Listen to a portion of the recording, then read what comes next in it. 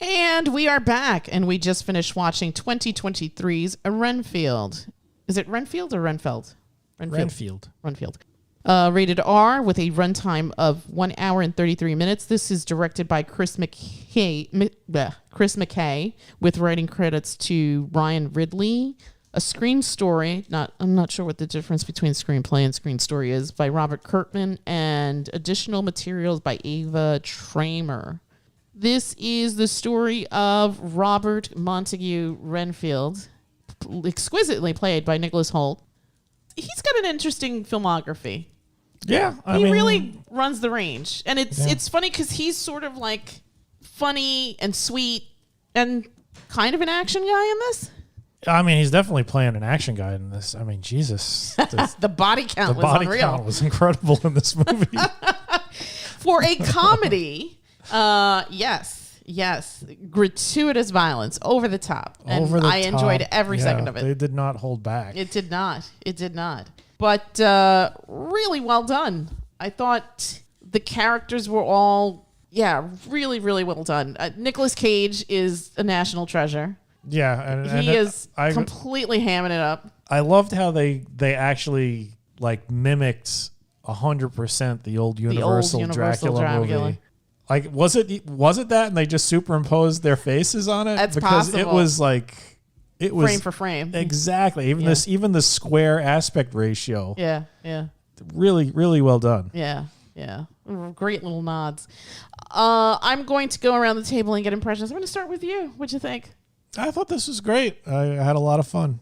We laughed. The gratuitous violence. It was like wacky gratuitous violence. Like the amount of blood pouring out of people was just completely over the top. And just like, geysers, limbs being torn off, heads being torn off, limbs being used as weapons. Just really well done. Like if you're a teenage boy levels of violence, this is for you. Yeah.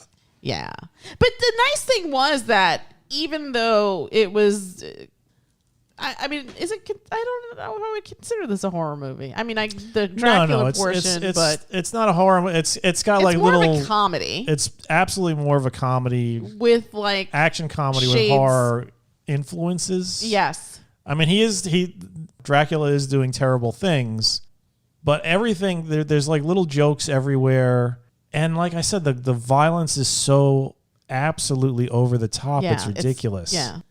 That guy got his face ripped off and he's just like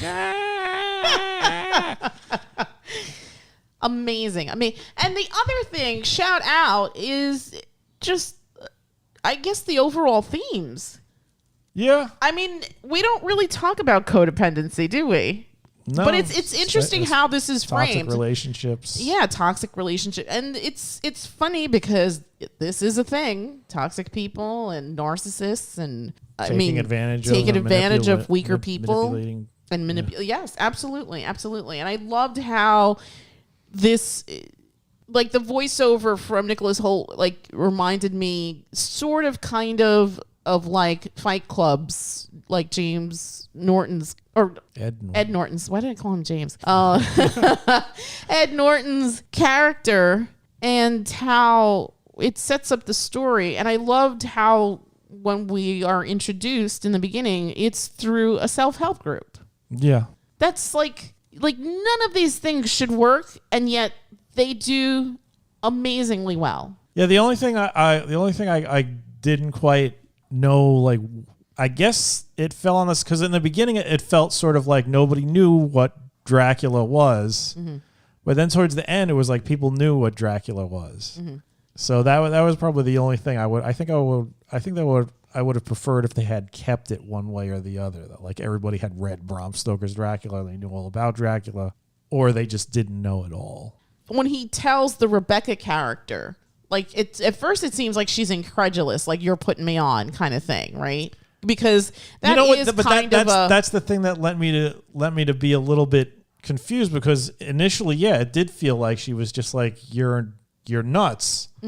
But if Dracula was a fiction up until now, as far as everybody believed, a fictional character, then you would be like, yeah, you're nuts. But if you're saying that I'm working for this guy Dracula, you'd be like, well, okay, who's Dracula?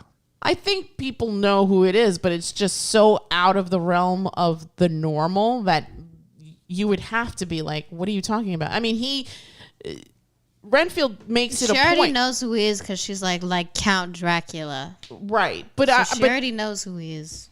Right. But I feel like even in the self-help groups, like he doesn't say who it is because he doesn't. He's very cagey about like giving up, and he only gives enough that it would seem normal. But I'm sure as soon as if you had said something like, oh yeah, I work for Dracula, you would look at me like, okay, you're crazy, and I need to move like 5 seats away from you. Right, because you live in a world where Dracula is a fictional character. There's been movies about him, which they allude to they don't allude to the movies. They just show the well, to him, this isn't a movie. This is his history. He's telling you that. Right. But Universal would never have made a Dracula movie that looked like that, is what I'm saying.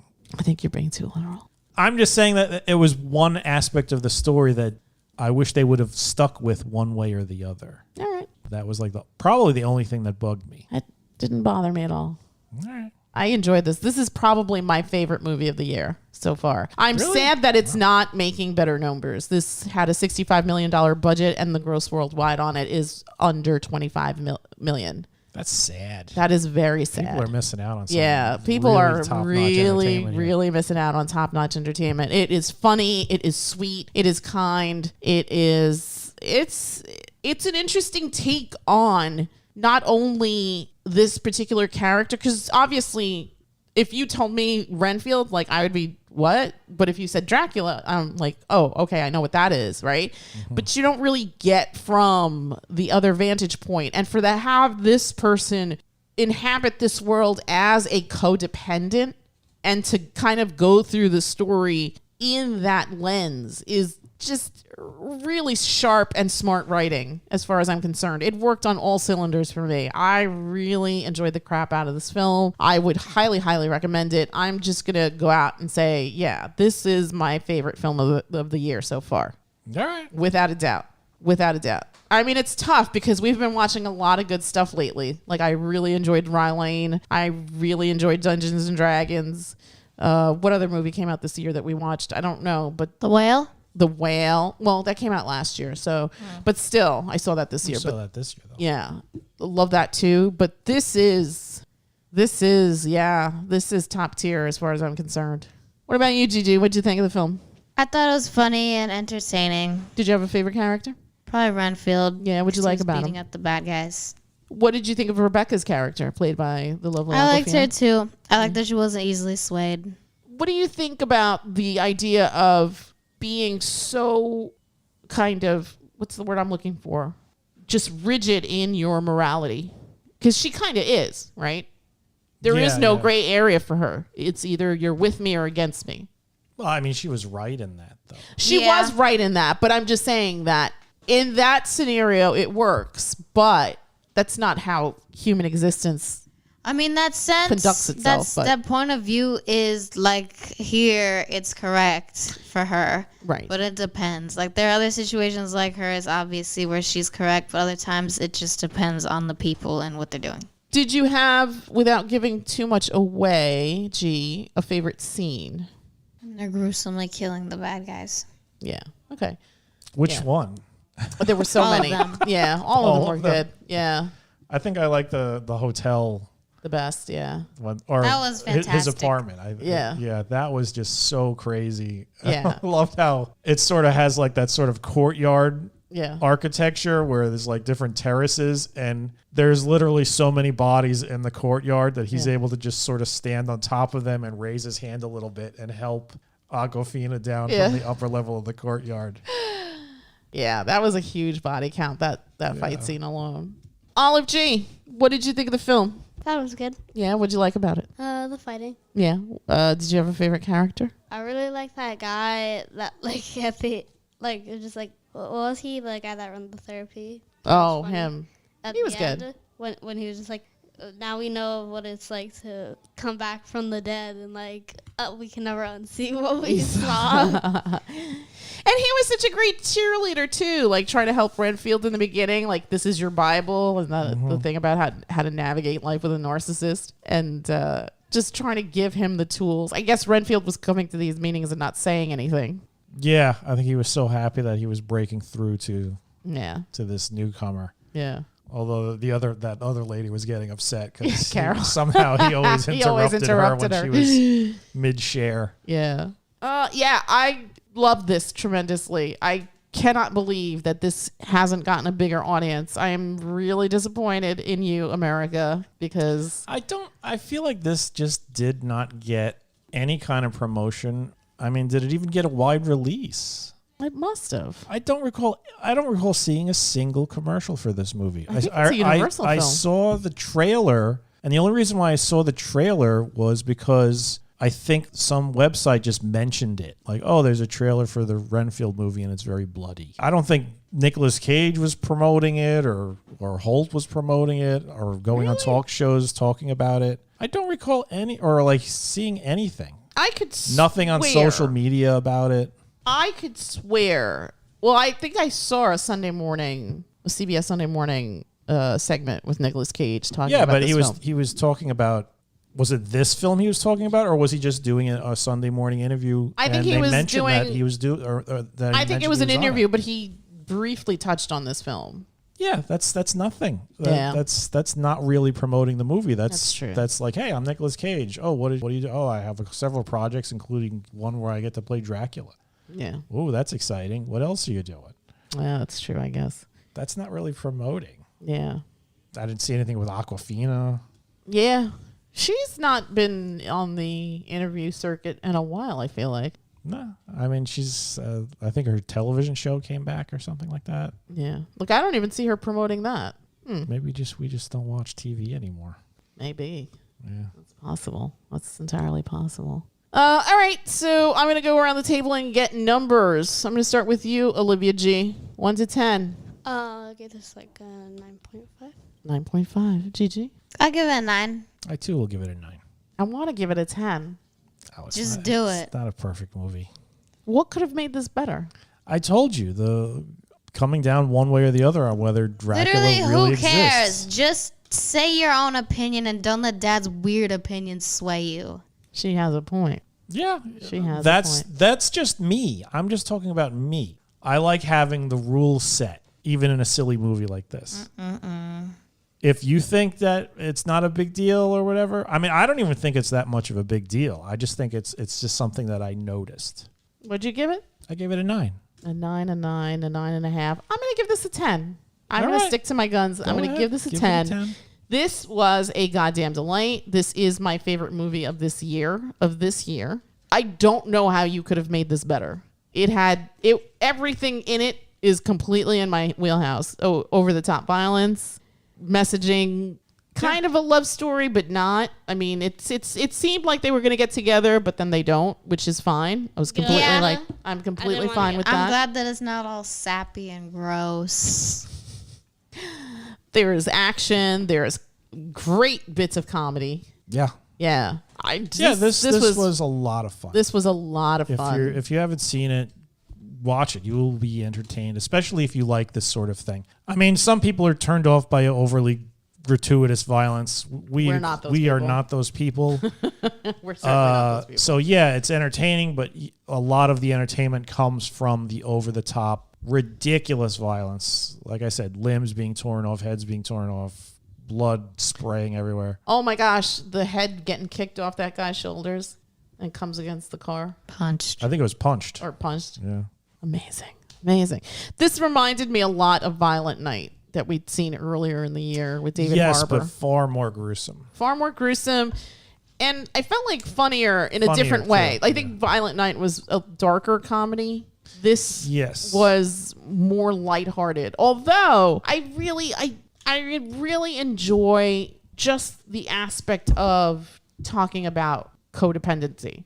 It's an absolutely interesting subject, especially framed in this sort of crazy way. Right. And it's something that's not really discussed in movies or even, I think, on the daily, I feel like. No, there's plenty of movies about codependency. Really? Like what? I can't think of any offhand, but I'm sure there are many, but they're handled in usually a far more serious manner. Yes. There's not many bloody, violent comedies about this sort of thing. No, I mean, I can't think of one. That's for damn sure. Yeah, but this is a subject that has been broached before in movies. I'm sure there are films that have won Oscars about this subject. Yeah, maybe. Yeah, it's not like they're treading new ground here. The where they are treading new ground is framing this sort of subject in action comedy, buckets of blood. Yeah. So there you go. I love that sentence. Buckets of blood. I mean, am I lying? No. The film literally ends with a pitcher full of blood. Yes. So yeah, there's lots of blood. Yeah. I enjoyed it though. Mm-hmm. All right, so 10, 9.5, 9. Absolutely. It's still in the theaters. Go see it. You have no reason not to. Yeah. It's an hour. What did I say? An hour and 33 minutes? It's perfect. Not a long film. It's perfect. I mean, we've really been doing good on these like lesser timed movies. Mm-hmm. I feel like Rylane was short. I mean, Dungeons and Dragons was long. That was over 2 hours, but still, that was fun.